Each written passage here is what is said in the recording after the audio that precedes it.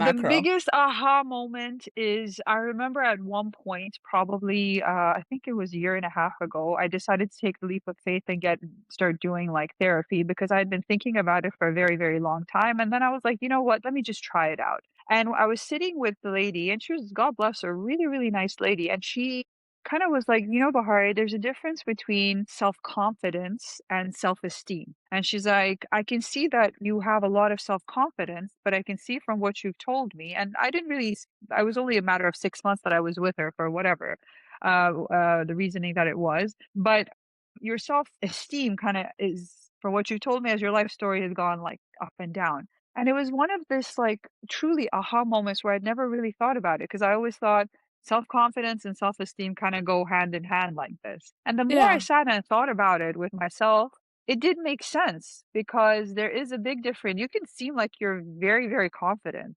but your like on the self-esteem might outside, not be you a, mean? Like on the yeah, outside, you mean? Yeah. yeah, on the outside or just in general. Because one thing I've noticed a lot of people always like tell me, like, "Oh my God, you look like you have your stuff together because you're a single mom and you're working and you work out and you do this and you do that." And on the outside, that could look like a lot of confidence. But then on the inside, people don't really see how much you struggle with your self-esteem, where you feel like you're not good enough, or you compare yourself to other people and you think like you're not smart enough, or maybe people keep telling you where you think of it as, oh, I have a lot of empathy, but people keep telling you you're too emotional.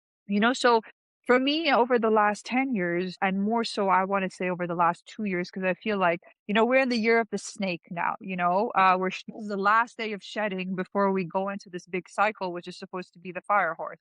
And I can definitely say the last 2 years of life have been very much about shedding a lot of different things, whether it's been shedding of people, shedding of old versions of yourself, shedding of relationships, whatever types they are. And that has been rooted in understanding the difference between what my self confidence is and what my self esteem is. And I've had to work really, really hard on the esteem part of it because it's something that I've never been very good at. And I really had to like hone in on that. And sometimes in life, you really have to focus on giving yourself your own flowers. We don't do that enough.